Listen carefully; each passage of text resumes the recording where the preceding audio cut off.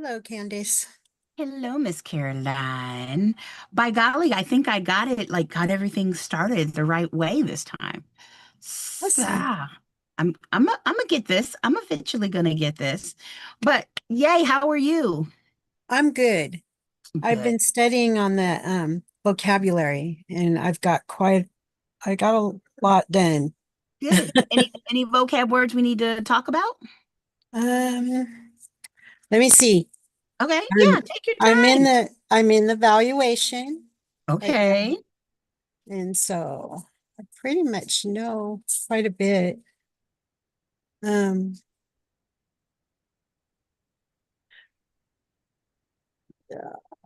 Give me a minute. I'm hmm sure I'll find something. You look, I'll go ahead, I'll start some questions, and then as you're doing it, if you say, hey, okay, I have the question, I know what I'm doing. I know what I have a question on. Of course, ask it any time you want. Okay, thank So you. I'm going to share my screen as usual. Boop. And yay. Now I can see the chat. I can see my screen. I think we have got it. Yay. All right. This is a new set of questions. Again, I didn't write them. I just go through and try to find free stuff online. Of course, as you all have heard me say before, you get what you pay for with free. Free is, don't get me wrong, especially after the holidays, we all know money is a little tight. But you spend so much time looking for questions that it may be better to buy a set of questions. There are tons of places out there that have questions for sale or books. And you can email me if you're like, hey, Candace, is this a good one or not? But for you all, I'm just going through and finding free stuff online so that I don't, hurt any feelings, hopefully. And if you're the person that owns these questions, dude, I'm sorry, free online? Oh no. All right, number one. Which of the following refers to the right to occupy and control one's property physically? Which of the following refers to the right to occupy and control one's property physically?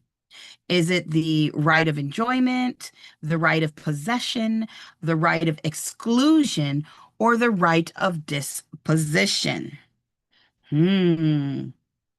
Now, already, I can tell you, me no like ese question, because I would say the right to occupy is going to be the right of possession, and the right to control, or so what I would say is like disposition is the right to sell and the right to transfer.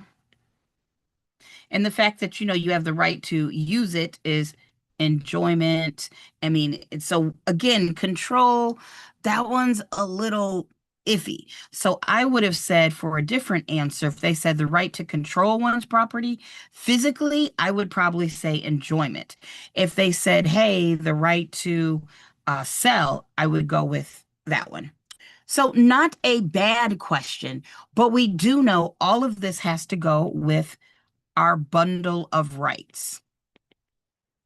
We know that when you buy a piece of land, and if there's something an improvement on it, that's real estate, but real property is when you get those bundle of rights. No other rights come pertinent. They run with the land, but our bundle of rights are our basic ones. All right. And of course, if you are in the chat or if you're watching me via YouTube, you can always put an answer in. Like I see, hi, Trish. I see you. Right? I said possession. I know you got this, girl. I know you got this. So let's go in for the next one. Boop-a-doo. Two individuals purchase a property together, but they each hold undivided interest that is not necessarily equal. Upon their death, their interest will pass to their heirs rather than the co owner. What type of ownership do they have? Is it A, joint tenancy, B, tenancy by the entirety, C, tenancy in common, or D, community property? Well, we can eliminate at least two of these. Why? Because community property and tenancy by the entirety is all about when you are married. This says two individuals. It doesn't say two married individuals, so I ain't gonna do that. Now we've got joint tenancy and tenancy in common. You all know what we want to do is narrow this out as much as possible. And this question, it's not a thing, it's a question, says the interest will pass to their heirs. Well, that eliminates joint tenancy because we know the whole point to joint tenancy is it is the right of survivorship. Woohoo!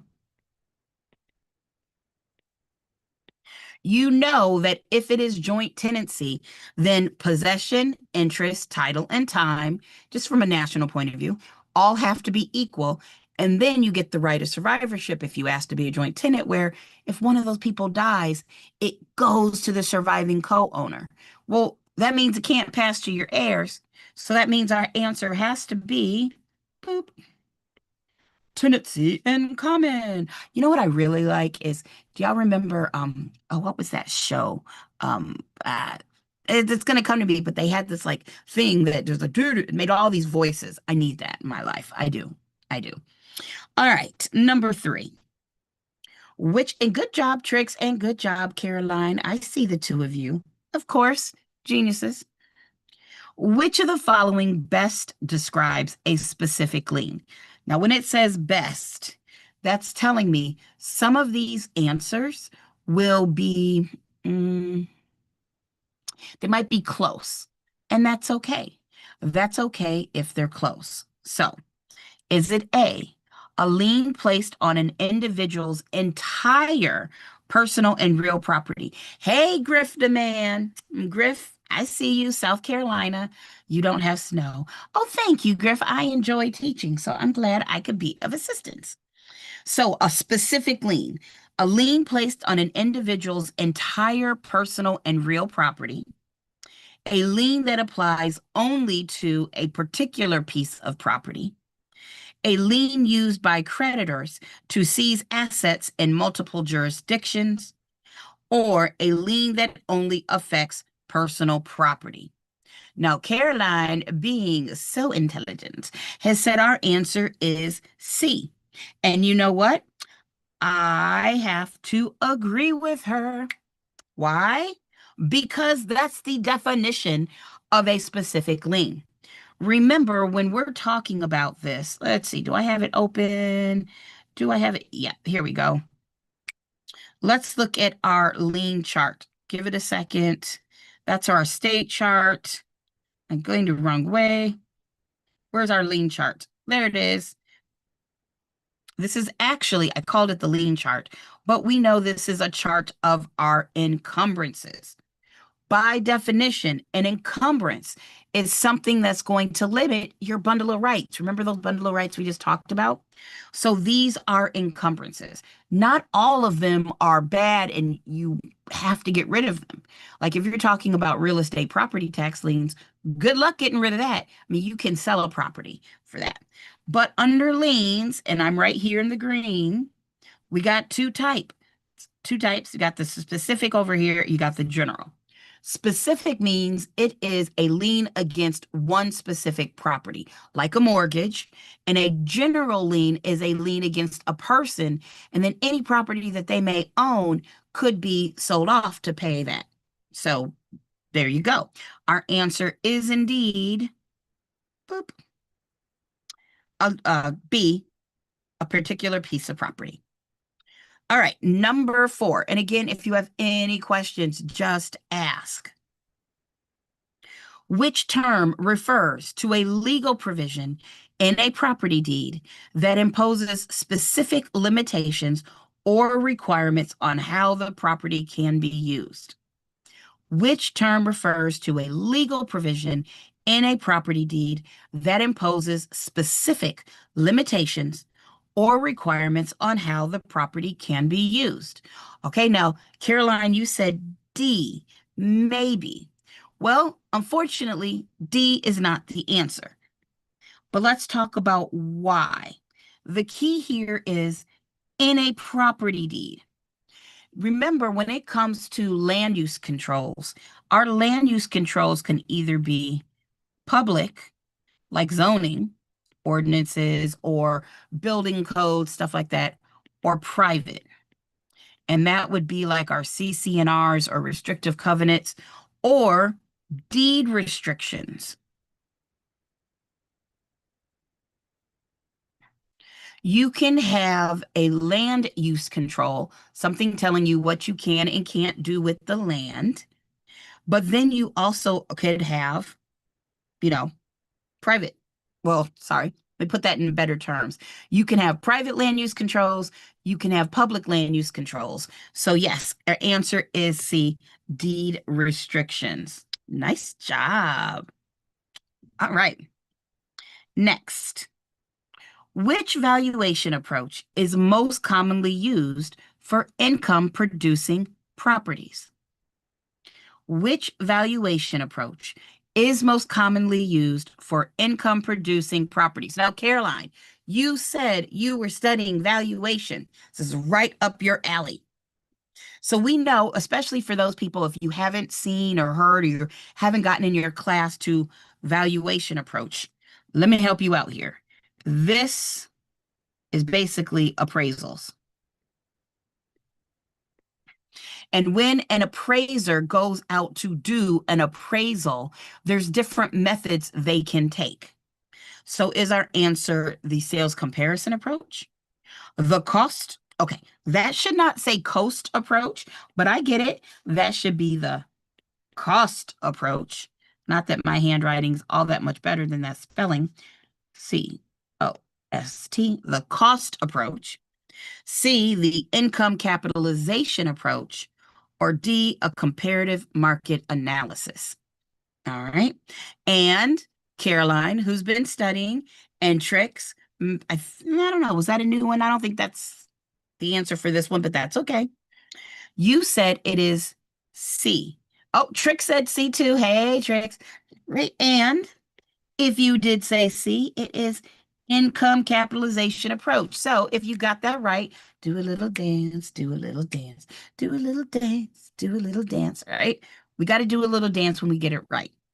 But why? Well, first, if you didn't have any idea, in this case, income goes together, income goes together. That's cool.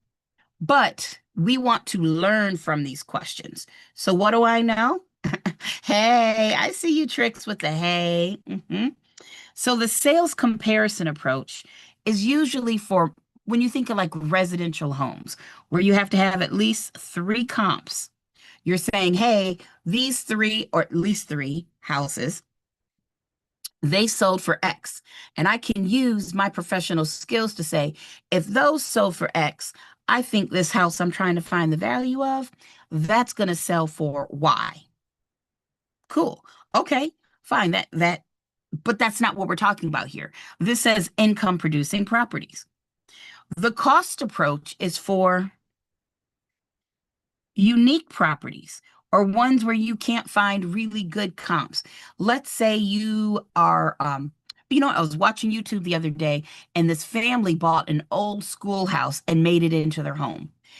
If they put this on the market, how many other homes are actually old, converted schoolhouses? You are not going to find 3 comps.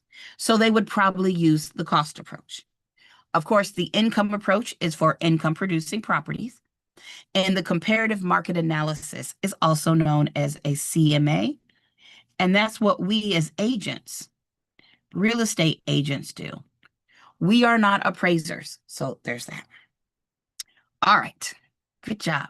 How much money is producing? Yes. And we know, just because, I saw you put that in the chat, for income producing properties, you would either be using our cap rate and NOI, or you would be using a GRM or a GIM. That goes along with that. Let's see.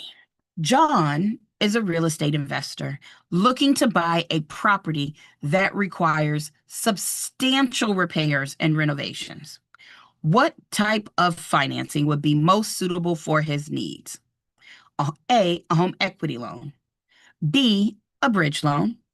C, a home equity line of credit. Or D, a rehab loan. I realize we're only on question 6. I won't say these are the hardest questions I've ever seen, but so far I do like how it's giving you options of so much vocab because this is a way to study. Even though we're gonna I just answered your question, Caroline. Yay. Um, even though it is, I don't remember what I was gonna say because I just got distracted by celebrating Caroline, but that's okay. Let's talk about what each of these is. A home equity loan is going to be for somebody who owns the house generally, and they need to take some of the equity out. So that could work. In fact, people do that all the time. They're like, oh, I need to update my kitchen. I need some money. Let me go take some of the equity out of my home, right? You could get a home equity loan. And this is where they give you $30,000 or whatever it is, $15,000. They give it to you in one lump sum, and then you pay it back over time. Cool. But that's not what we need because it says what's most suitable. And I just happen to know that's probably not going to be what our answer is. It could work, but not our answer. A bridge loan, well, that bridges a purchase and a sale. What if we want to buy a house, but we need to sell our other home first? You get a bridge loan.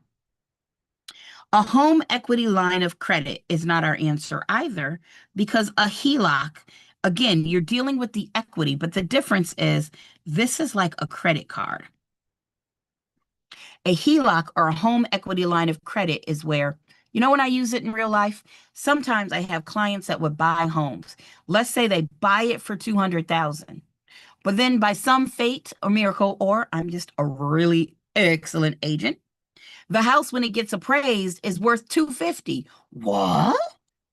Now, between their down payment and that instant equity, they might have $70,000 worth of equity. So if there's ever a problem, you need to pay a medical bill or something happens and you need cash, you could open up a HELOC, a home equity line of credit. It's like a credit card. They go ahead and approve you. So, you can take $60,000 out, up to $60,000. It's like it's a line of credit, like a credit card. So if you need the money, you get the money, then you take the money, pay it back. And I tell people, when this would happen, when you need money is when somebody loses a job. And when you lose a job, that is not when they're going to give you a line of credit. So go ahead and open up the line of credit if you are able to not spend. If you're like me and they're like, would you like to buy a credit card for TJ Maxx? Absolutely not. I can't control myself in TJ Maxx or Home Goods. That's no. So there you go. You said your husband was telling you about something he saw in the news about new rules for investors. I'd have to see. There could be something. It could be about the loan. Tricks, if you can figure out what he was talking about, I'll look into it for you. So yes, our answer is D, rehab loan. Right? I want you all to learn this stuff for the test, but I also want you to see how it applies to real life. So hopefully my story helped. All right, we are on a roll so far. Number 7. What does the tenant pay in addition to base rent in a percentage lease? What does the tenant pay in addition to the base rent in a percentage lease? Well, hopefully we know what a percentage lease is, but let's look at our answer choices. A, property taxes and insurance. B, a portion of their sales revenue. C, utilities and maintenance costs. Or D, nothing. It is a fixed rent amount. I'm really hoping from the question, you're like, well, it says that you're paying something in addition, so it's not a fixed rent amount. And you know what? That's cool. Now we have a 33 and a third chance of guessing right. Cool. Well, you got property taxes and insurance, utilities and maintenance costs, and of course, a portion of their sales revenue. If a tenant, let's think commercial, not residential, is paying part of the property taxes or insurance, that's probably going to be a net lease. In fact, if they're paying for the utilities and maintenance costs, that is probably a net lease. And I like to remember net, N-E-T, and you spell the word tenant when I can write correctly. T-E-N. So that's how I memorized that when I was in school 20 years ago, right? Tenant, net, it's where the tenant pays for these extra things. And a net lease, the tenant pays the extra things. So we're going to eliminate A and C, meaning B has to be our right answer. Now, yeah, it would be and it's also called a triple net. Exactly, Caroline, a net lease or a triple net lease, boom.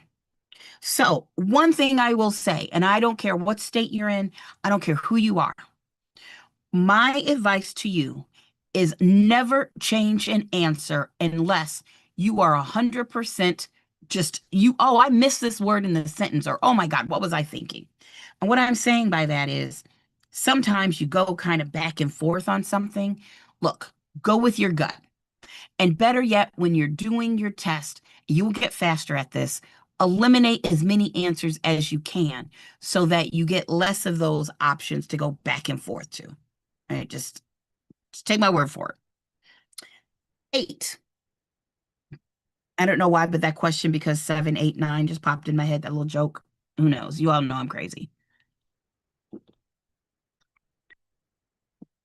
Oh, and that reminds me, I told one of my classes that on Sunday, I was just feeling a little punchy. I might do a Sunday at, did I say 5? A Sunday at 5, just an additional session this week. But what I need is at least 5 people to email me and say I would show up. It would be the same thing, this same YouTube channel, this same Zoom room. So if you would come to this Sunday at 5, then email me. If you don't know my email, it is Candace Ellis at Gmail. If you would be interested, like you're saying, yes, Candace, I will be there at 5. If I get at least 5 people, I will have an extra, that's this Sunday at 5, excuse me. I will have an extra session just because why not, right? And if I get 5 people, once I get those 5 emails, I will email everybody who's emailed me back and be like, hey, okay, it's on. So just saying, it's, again, free. Just do it because I think I know this helps. The better you get at answering these questions and eliminating answer choices, exposing yourself to this, the better your chances you have for passing. All right. 8. Oh, good. You said yes, it does. Good. Yeah, because it's one thing to listen to your teacher or read something that makes sense. It's another thing if you can answer the questions correctly. And that's what I'm hoping. You try to answer it. And if you get it right, woo. If you don't, let's talk about why. 8. What is the typical extent of the agent's authority in a special agency relationship? What is the typical extent of the agent's authority in a special agency relationship? Let's make sure we understand the topic here. When we talk about agent's authority, this is saying, what is it the agent, obviously we're taking a real estate exam, so this is a real estate agent. What is it that agent can do and they can't do? How do you know what you're allowed to do and what you're not allowed to do as a real estate agent? That's your authority. Well, I won't say how, but it's the ability to do or not do something. And then they're giving us a type of agency.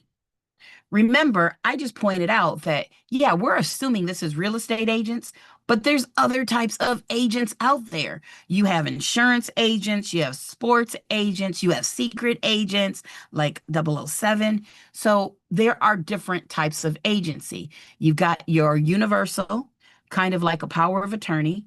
You got general, which is basically going to be your property managers, where they can make some independent decisions based on a portion of, um, like some part of somebody's life. And then you got special agency, which is what we are if you go into residential sales. Because as a special agent, you don't get to make any independent decisions. If you are in residential sales and that buyer says, this is a lovely $1.2 million house, I would like to offer them $120,000. Write it up. You got to write it up. You don't have the authority to make your own decisions like $120,000. No, this is not going to work. Let me just add some zeros. You can't do that. So now that we got the vocab done, which we know vocab, let's make sure we understand here. Well, let's see what our options are. A, is it limited to a single specific task or transaction? B, managing all ongoing aspects of a property. C, representing both buyer and seller in a transaction. Or D, handling multiple ongoing responsibilities for the seller. Okay, let's see what we can eliminate. All right, so I'm going to eliminate first C, representing both the buyer and the seller. When you or your broker is representing both the buyer and the seller in the same transaction, that, my friends, would be dual agency. And that's not what we're talking about here in this question. All right. Well, handling multiple ongoing responsibilities for the seller, that to me sounds like general agency. Because I said a general agency is like being a property manager. And when you are a property manager, remember, you are going to be handling this lease and then another lease and then another lease. It's ongoing. In fact, if we look at B, managing all ongoing aspects of a property, managing general agency property manager, nope, that's not it either. We're looking for special agency. So even if you didn't remember exactly what special agency was, even if you didn't remember, if you did know general agency and dual agency or maybe universal agency, you could eliminate your answers to getting to the right answer, which, yes, is A.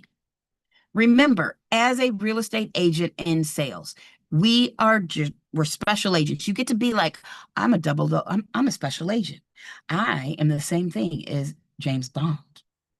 Kind of cool. Or more my speed, Miss Congeniality, because Gracie May. She was just, I mean, it's just a great movie. Just a great movie. I need to find a way to work that movie into my class.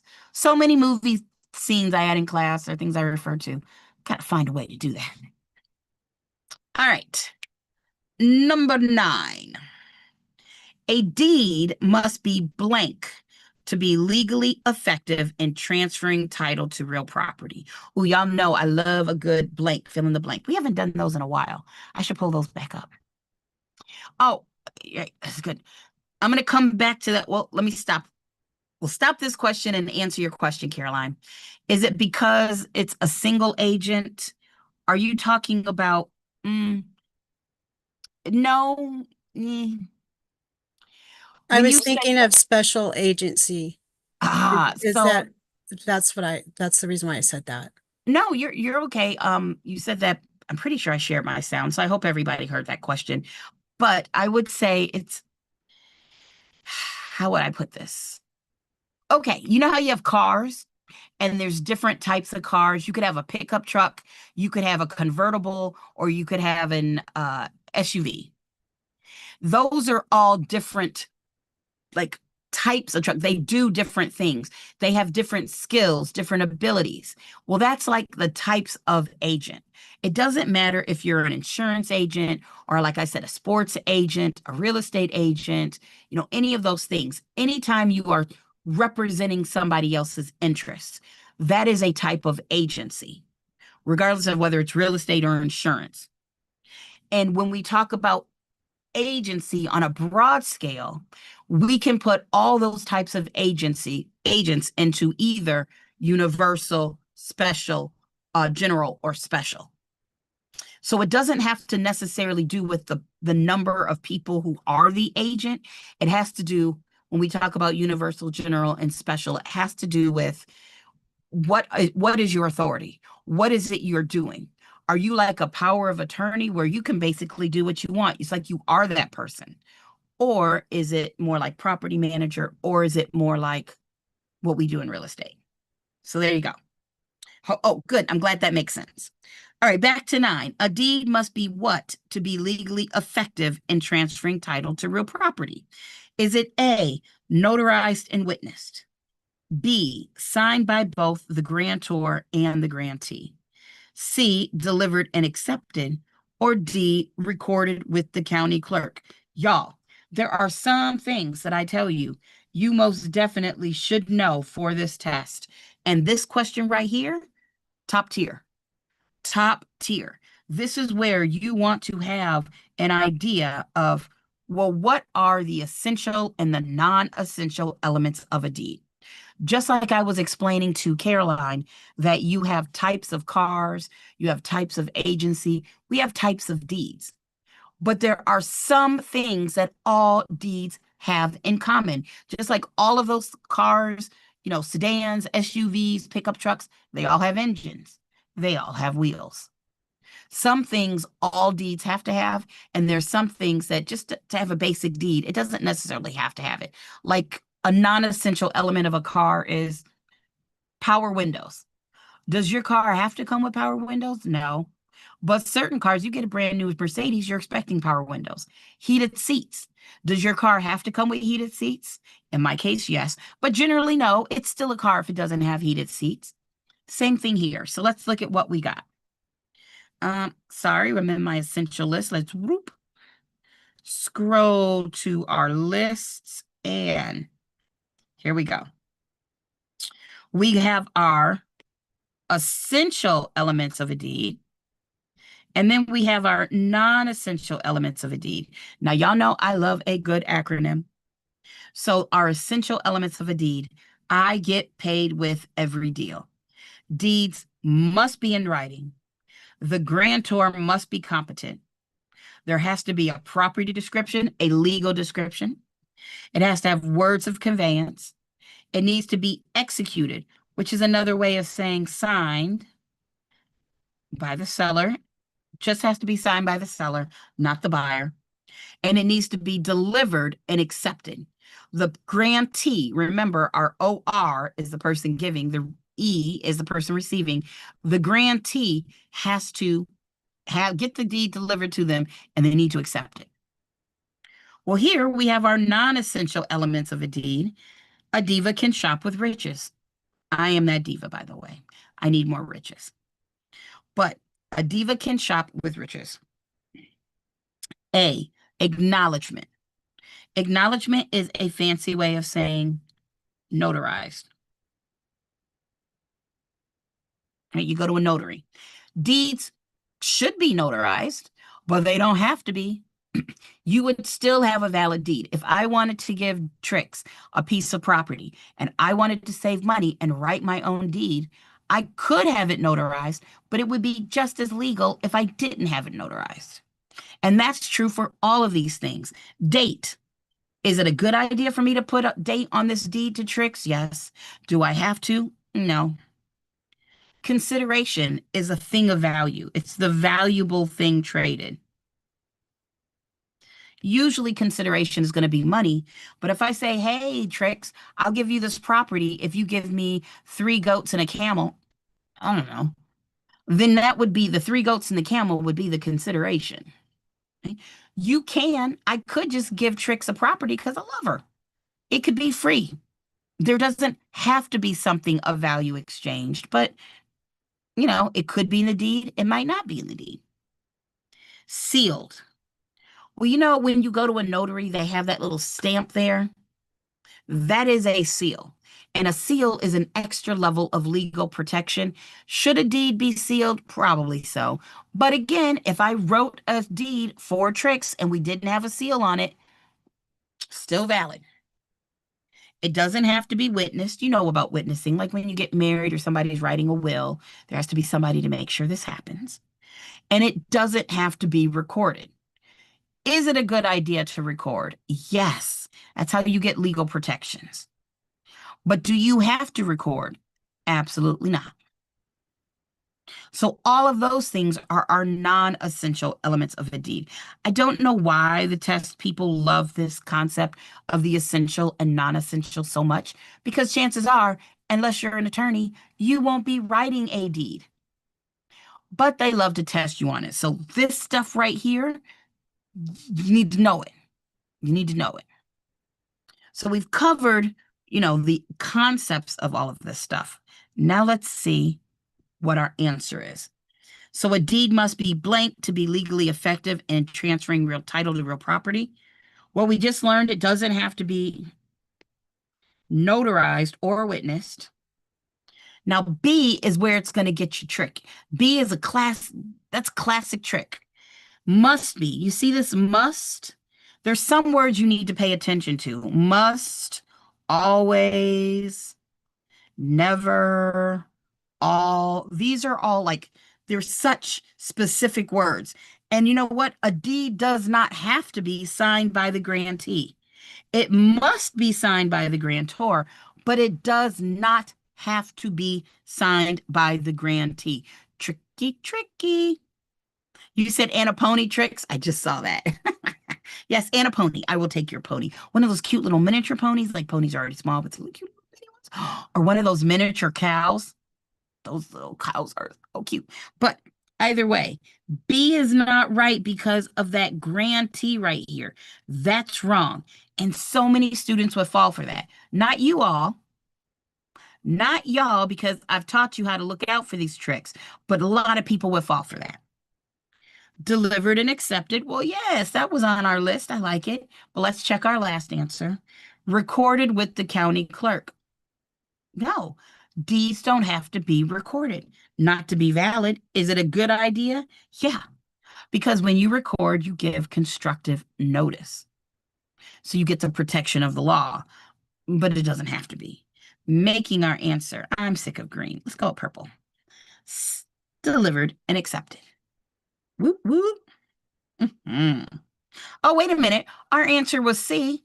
Caroline, tricks. Our answer was C. What word should we be thinking of? Now, I'm a little hungry, so my original thought was C is for cookie. That's good enough for me. because we love some Cookie Monster. But yeah, I know, Caroline, I know. We have missed out on my favorite C song. I like carrots, and you should too. It goes crunch, crunch, crunch, and it's good for you. We like carrots, and you should too. It goes crunch, crunch, crunch. You know what? If I ever get married, we will be playing the current carrot song. I will be jamming to the carrot song. I will be corny as hell, jamming to my carrot song, but that's okay. And of course, Caroline and Tricks, you will be right there jamming with me. Or if you like The Cosby Show, if you are old enough, you might remember the phrase jamming on the one. All right. Numero 10. The unauthorized use of another's land beyond its boundaries is called. The unauthorized use of another's land beyond its boundaries is called. Is it A, an easement, B, an encroachment, C, adverse possession, or D, condemnation? All right. All right. Caroline says B, encroachment. Well, let's define everything. An easement is the right to use or cross somebody's property. So that's not right. Caroline says encroachment is correct. I like that. C, adverse possession. Adverse possession is when you get to take claim to somebody's property if you meet the criteria. So there's going to be a new owner if they meet ocean. That's our criteria. Your use had to be open, continuous, exclusive, adverse, notorious. You meet those criteria, then you can lay claim to somebody's property that you've been using. And then condemnation, we know condemnation is going to be the power. We know the power of eminent domain.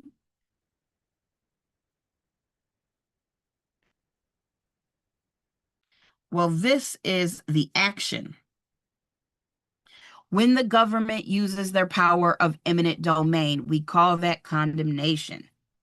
So once again, we have eliminated ourselves to the right answer, which is B, an encroachment. Now, I know I say it all the time, but remember, guys, if you are taking practice exams and you are just looking what the right answer is, oh, it's encroachment, and rolling on, you are missing like 40% of what you really get. Oh, maybe it's a 60% from these practice questions. Use the wrong answers to make sure that you understand that vocab or those concepts, or what about that wrong answer makes it wrong. You got to really, don't just go, oh, I answered the question. Really use it as a study tool. All right, number 11. Under the Americans with Disabilities Act, ADA, which of the following is a requirement for property managers of commercial properties open to the public? Under the ADA, or Americans with Disabilities Act, which of the following is a requirement for property managers of commercial properties open to the public? Is it A, ensuring that the property is accessible to individuals with disabilities, including features like ramps and designated parking? I mean, I like that. I like that. B, guaranteeing housing for individuals with disabilities regardless of income. You know, that would be nice in a perfect world. Oh, you have a disability, we'll never let you be homeless. Unfortunately, that is not the world we live in. It's just not. C, providing accessible accommodations only upon request of tenants. It's not terrible, so I'm not going to rule it out quite yet. Or D, installing all new accessibility features in both public and private areas of the building. I mean, not terrible, but you know what? That one's not right, because you don't have to install all new accessibility features, and you don't necessarily have to do it in the private areas of a building. So I'm going to eliminate D. Remember, this class is about, and this test is about choosing the best answer. So, is it providing accessible accommodations only upon request of the tenants, or ensuring that the property is accessible to individuals with disabilities, including features like ramps and designated parking?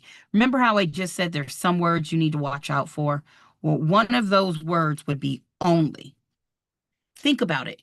We said this is commercial properties open to the public. Do you only have ramps and, handicap bathroom stalls and all those things when people ask for it in a public space? No, you have to provide them. If it's public access, you've got to make sure you're providing access to somebody that may possibly have disabilities. I'm talking about physical disabilities here, although the act does cover physical and mental in some ways. So, yeah, that means our answer is not C.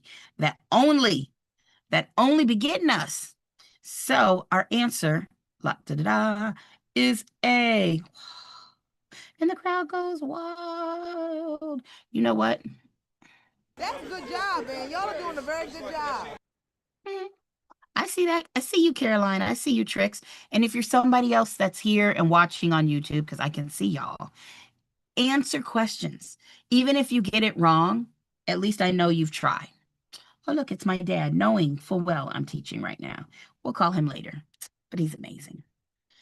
All right. Number 12. Which term refers to the legal document establishing the right of ownership or use of real property? Which term refers to the legal document establishing the right of ownership or use of real property?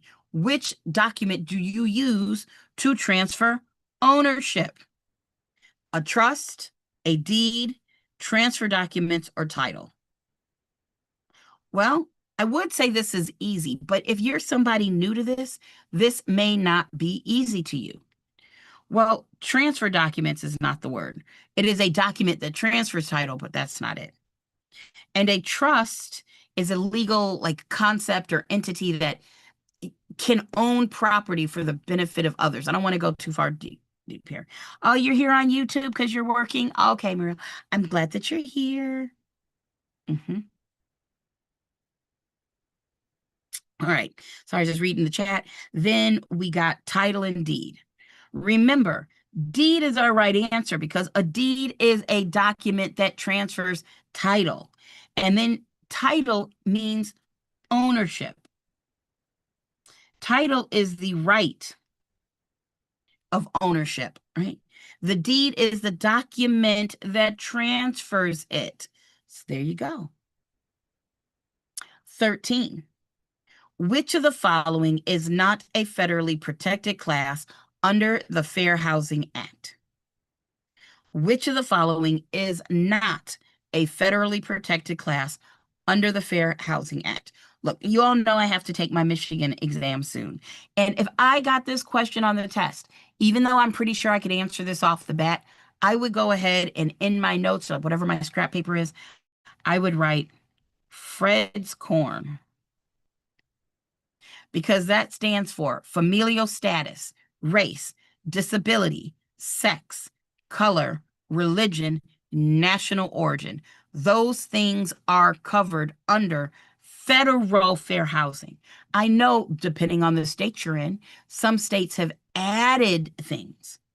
So we got race. Nope, that's on our list. Age. There's no vowel in this. Fred's Corn, I took the E and I took the O and I put it to equal opportunity, but there is no A here. So I'm thinking that's it.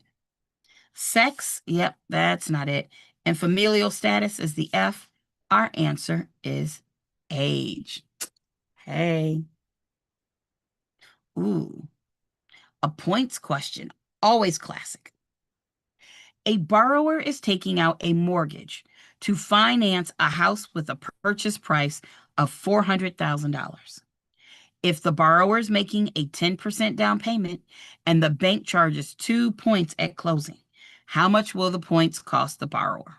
Well, what do we know about points? We know points,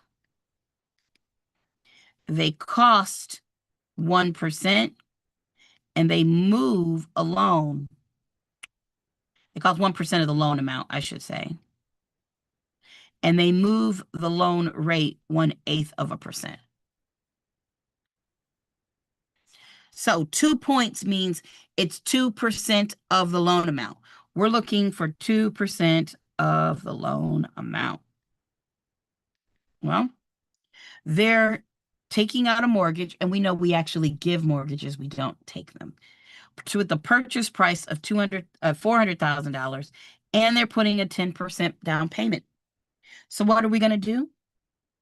Take 400,000, multiply it by 10%. That's going to give us, should I be able to do that math in my head? Yes. Would I mess it up? Also, yes. $40,000. I knew that. If you're buying it for $400,000, but you're putting $40,000 down, that means your loan is going to be for $360,000. So 2% of $360,000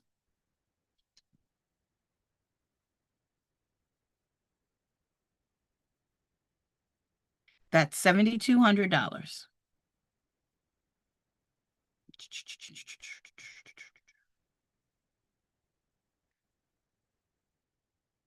It's not too bad, is it?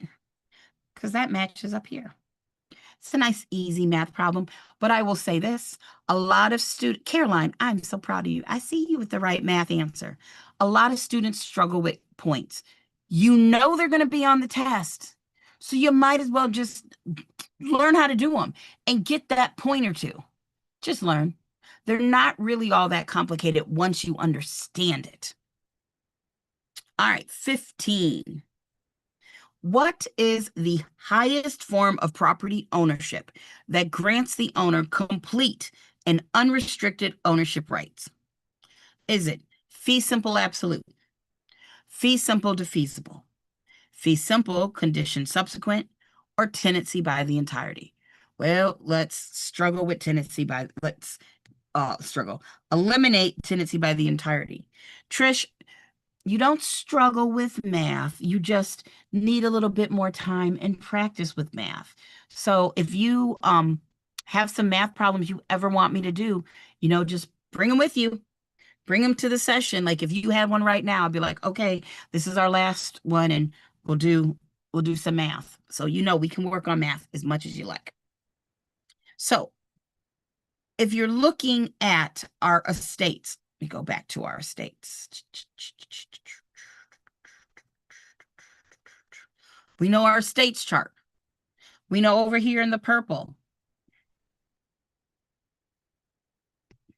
fee simple absolute, you own it forever. Our fee simple defeasibles, you could possibly own it forever. You all know if you break the rules, you're not going to be able to keep the property. Color. Our life estates were, you own it, but it was never going to be forever.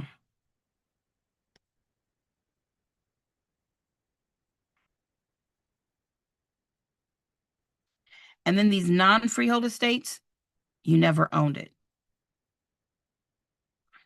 Remember, estate means you have the right to live there. And this chart or some kind of version of this is talking about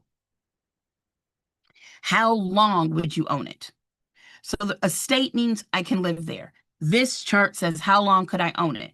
Could I own it forever? Fee simple absolute. It's our strongest type of ownership. Is it possible that I could own it forever? What do I mean by that? Well, it's like I give you land with a rule on it. Hey, this is going to be your land, Tricks, unless you open up a nudist colony.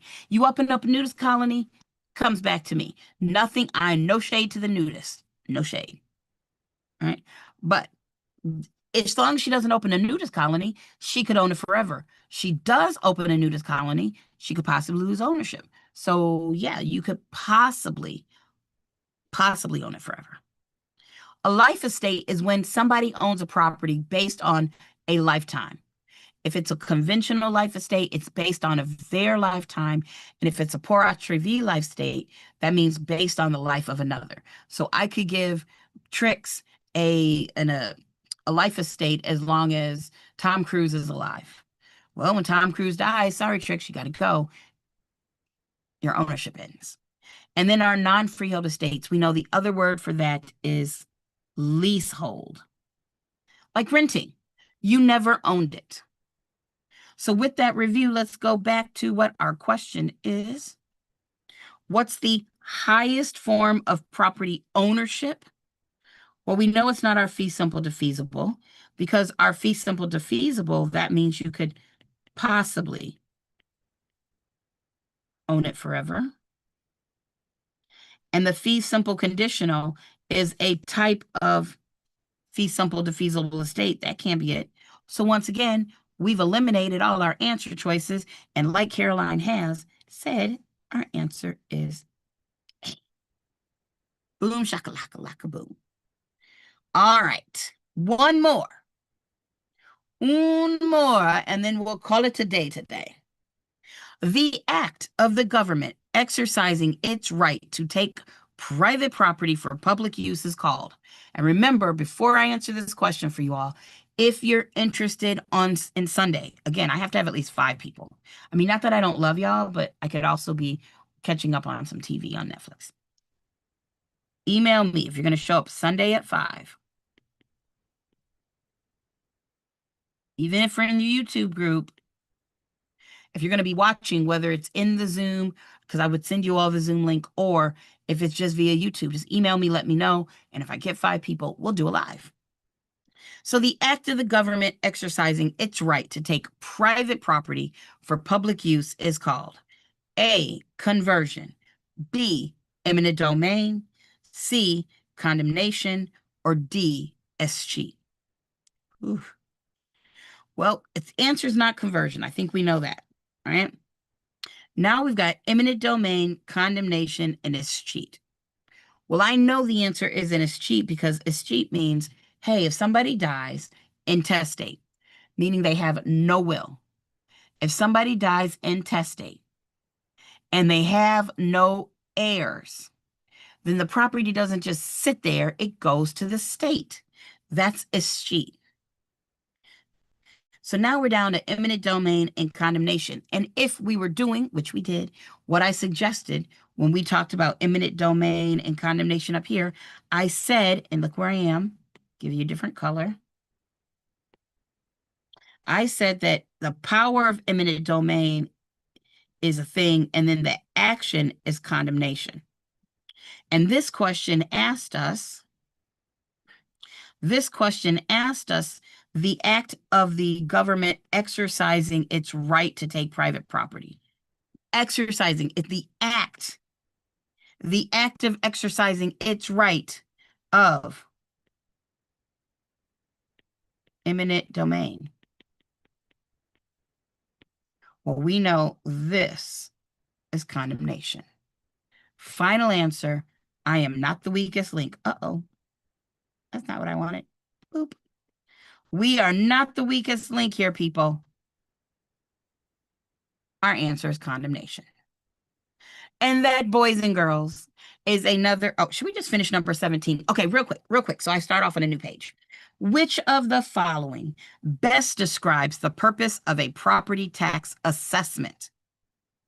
Which best describes, we got this whole best thing, the purpose of a property tax assessment? A, to determine a property's market value for sale.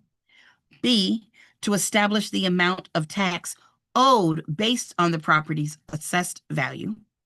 C, to calculate how much insurance coverage is needed for the property. Or D, to appraise the property for refinancing purposes. Well, this question says property tax assessment. We know property taxes and how much the property is worth is done by the tax assessor. Right? The tax assessor. You don't go and get an appraiser to do this. You get the taxity, I just making up word. The tax and city taxity. I like that word. I don't know what it means exactly, but the taxity of it all. That's what I'm going to use it for. Next time I have to pay a tax, I don't want to. The taxity of it all. Ugh, so dramatic. But when you're talking about real property taxes, there's an assessed value you pay taxes on. So you don't hire an appraiser. So we know it's not to determine a property for sale. That would be an appraiser. To establish the amount of tax owed based on the property's tax assessed value. You know, I kind of like that. To calculate how much insurance coverage. Nope, we didn't say nothing about insurance. To appraise the property. Nope, we're not appraising. So even though I don't love B, it's the best one that describes the answer. How would I tweak it? It establishes the amount, I would say the amount of assessed value that the taxes will be based upon. When you get a property assessed or when a property is assessed, it comes up with the assessed value. That's what we base taxes on. So our answer is B. All right, guys. Hopefully that's helped. Hopefully you've learned something. You said what, Caroline? I was just going to agree with you. Yes, it did. Yay! It's awesome. Yeah. And I will see you all at the very least next Wednesday, 7 p.m. If enough people say they're interested on Sunday, remember, email me. There'll be my email again. But email me, and once I get at least 5 people, I'll email you, and then it'll be, you all can come in the Zoom room, or you can watch via YouTube. All right, guys, I got to go find some food because, I talked about cookies, and now I'm hungry. Ooh, maybe I'll make some Oreo cookies today since it's snowing. So I'm gonna go make some Oreo cookies with a cream cheese filling. It's about to be delicious, y'all. It's about to be delicious. They are so good. And I will talk to everybody very, very soon. Yep, just email me. Thank you. Mwah, mwah, and I'll see you next time. Thank you. Bye. Have a great weekend.